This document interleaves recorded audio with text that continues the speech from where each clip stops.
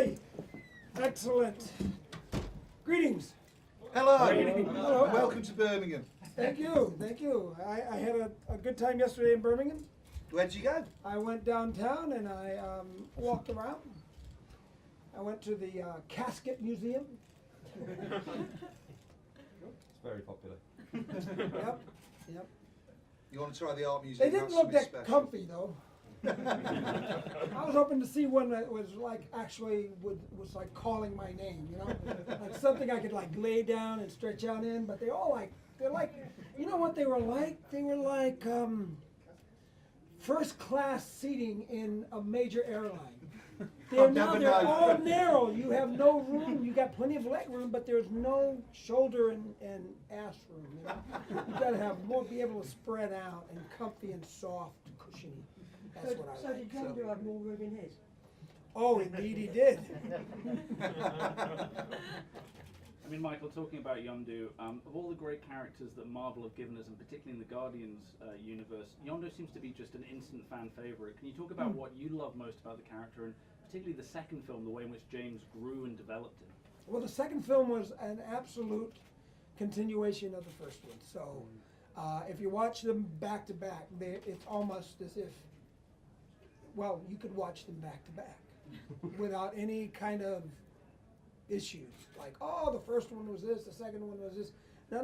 They really, really flow and work very well as one continuous film.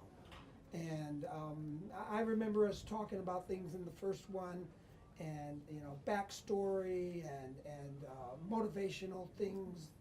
You know, why Yondu would want to do a certain thing or not a certain thing, and then in the second one, a lot of the backstory that we were talking about and developing in the first one ended up being actual manifest in the second one. So, which was very cool to see. You don't usually get the opportunity to do that as an actor. You know, get to talk about your development and talk about maybe what's going on, backstory and all that kind of stuff, and then do another movie and actually get to do it. You know, so that was very cool. Do you find a new generation of younger people are coming to your work now? Because they won't be familiar with things like Henry Portrait of a Serial Killer, will they? But they more be familiar with Yondu, Guardian of the Galaxy. Are you seeing your fan base change, I suppose, is the question? My fan base has changed quite a lot, especially with the my casting in The Walking Dead. Yeah, of course. You're on the tube, you call it over here, right? The TV. Yeah. And you're there every week, and you become a sort of a household name, and that sort of stuff. And so that's what happened with The Walking Dead. For me, Merle Dixon was quite a fun role for me. Very politically incorrect kind of guy. You know, and so he'd almost say and do anything practically, but and so you know, people I think you really were very into Merle Dixon. You did. I'm not sure if you would be for Merle or against Merle. You didn't think whatever you thought about him. You were like, whenever Merle Dixon came on screen, you were glued to the screen, which is very cool, to get a lot of younger a bigger fan base because of that show, and it's just continued. With that, after leaving that show, I went on to do Guardians of the Galaxy, which is very highly popular film, and then Volume 2, of course, which, you know, very similar events happened from The Walking Dead. You know, Merle Dixon dies in a very kind of heroic kind of stance, you know, and the same thing happened in Volume 2, you know, and very similar responses from fans. You know, they cried, they were upset. A lot of emotions went through both of those characters' deaths, and I think because of that, you know, I got a whole nother group of fans. Yeah, yeah. You know, so it's very quite interesting how things, you know, your career changes and grows and. With Guardians, obviously the goodbye scene between Peter and Yondu, I think really hit people because it was one of the most emotional and one of the only proper deaths we've seen in the Marvel Universe. Can you talk about working with Chris on that film and both that scene and some of the more comedic moments? I think the Mary Poppins line is, again, another fan favorite. Yeah, you know, the Mary Poppins line was a fan favorite, and honestly, Chris sets that up extremely well. I mean, without Chris's comments, the Mary Poppins line would just be a standalone kind of line. But with his comment, along with my response, is what made that line absolutely go crazy with fans. They loved it. It was a beautiful moment, and the entire crew loved it because they broke up in laughter, you know, almost every time we did the take. And so, and you know, the second part of your question. Well, I guess on the flip side, that's such a beautiful moment, and then so soon afterwards, we have this incredibly painful moment losing Yondu. Can you talk about going from one to the other? Well, that's James Gunn. For me, acting-wise, it was, you know, it's all like you just sort of play it as the character. You don't know what's going to happen, you know. Right? You're just going through your life, right? You're doing the things you need to do, right? And so I'm not thinking about that end scene when I'm doing the Mary Poppins, that sequence.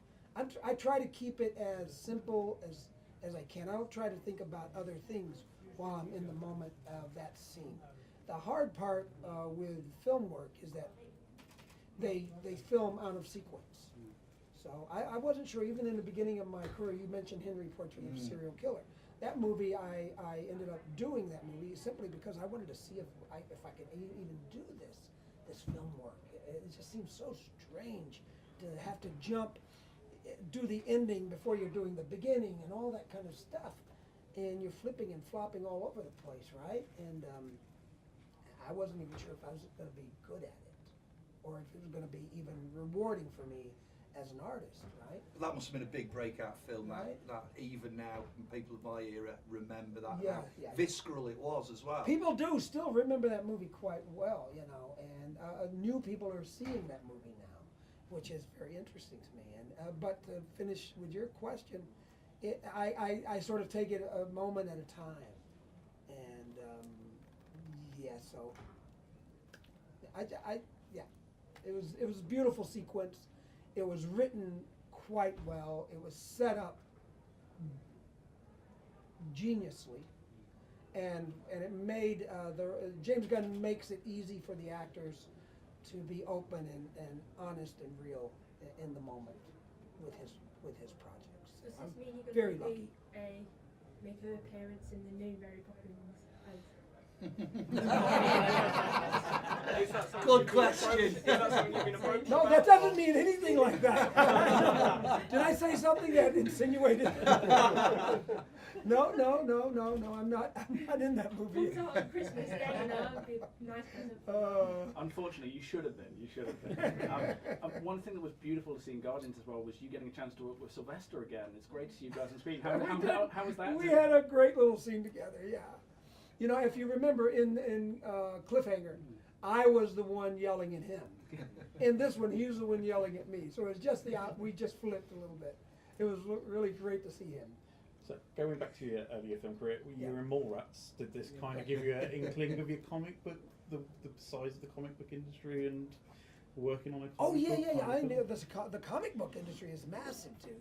The gaming industry is massive. Yeah. And we are only now just beginning to be able to utilize our technology to bring these things to life.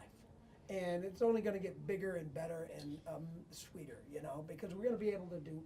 I mean, look at what you're seeing on the screen now. It's that all that technology is only going to make grow and make it simpler and easier and cheaper for filmmakers to bring almost anything to life and have it look very natural and very realistic.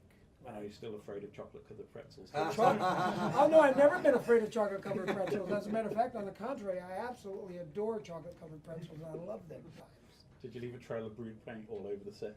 Huh? Did you leave a trail of blue paint all over the set? No, the paint did not. It didn't come off. You know, I could sweat through it. It was breathable.